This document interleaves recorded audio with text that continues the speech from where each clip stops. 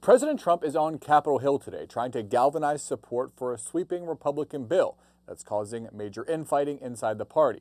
The bill includes tax cuts, a crackdown on immigration, increased military spending, and restrictions on access to Medicare. Republican leaders say they are making final adjustments to the bill, aiming to shore up support from different factions in the party, but holdouts threaten to tank the effort. Joining me to discuss, Jesse Burns, senior editor here at The Hill. Hey, Jesse, so Trump showed up at the Capitol this morning. He made a few pit stops to talk to cameras before heading into this meeting of House Republicans. He was asked about state and local tax deductions, also known as SALT. It's a big issue for Republicans in states like New York and California, where those taxes are high. Trump kind of dismissed the issue as a problem for blue state governors. Let's take a listen. We're going to make a couple of tweaks. I mean, we don't want to benefit Democrat governors, although I would do that if it made it better, but they don't know what they're doing. And, you know, we don't want to do any damage to the state. We want to help all the states. We want to benefit we want to benefit Republicans because they are the ones that are going to make America great again. The Democrats are destroying our country. So, Jesse, saw Republicans say this is a hill they're willing to die on. How big of a problem is this for Speaker Johnson?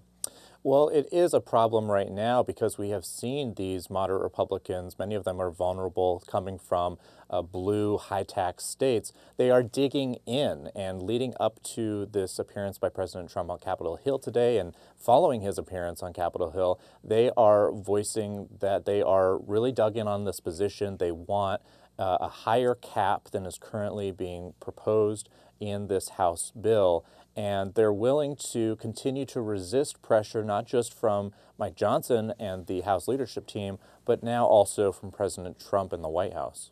And as currently written, the bill allows taxpayers to deduct up to $30,000 in state and local taxes from their federal income taxes. SALT Republicans want $124,000.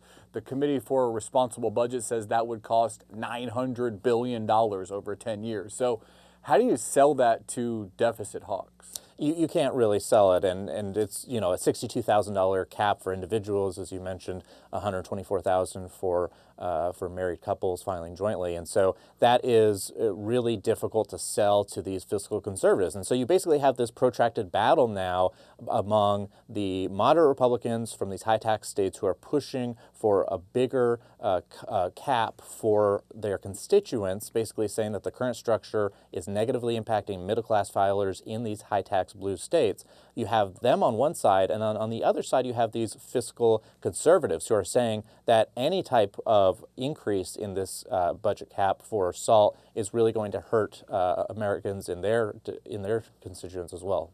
And the SALT Republicans make the point that without us, you don't have a House majority. So they are very important. And those SALT Republicans also have kind of an ace in the hole. The SALT caps would actually expire altogether at the end of the year if they don't do anything. But let's talk about Medicaid. The president said today he doesn't want any cuts to Medicaid. He reportedly said that emphatically with a couple of F-bombs during the meeting with House Republicans. He says he only wants them to focus on waste, fraud, and abuse. It's unclear exactly what he means by that, but the Congressional Budget Office says the current plan would cause more than 10 million people to lose their coverage by 2034. That seems like cuts to Medicaid. You can't ignore these forecasts that we are seeing. You know, all of the writing on the wall is that these reforms to Medicaid, yes, I think broadly Republicans want to minimize these cuts as much as possible, but there are going to be cuts. And we've seen in the Senate Republicans really sending warning signs about this. Josh Hawley from Missouri, a key member to watch, who's been very vocal on this issue, saying that he hopes that congressional Republicans listen to President Trump when he says that he doesn't want them to, you know, quote, F around on Medicaid. Now, House Republicans have to find cuts somewhere, and Medicaid is the big one to watch for this. At the same time, Trump is trying to wage this PR battle publicly where he doesn't want to come across as going back on his campaign promise to protect Medicare, Medicaid, and Social Security. I feel like we've been in this situation before with the reconciliation bill. Republicans on both sides of the ideological spectrum hem and haw about what they don't like in the bill, but in the end, Speaker Johnson, with a lot of help from President Trump, end up getting it across the finish line. Do you expect that to happen again?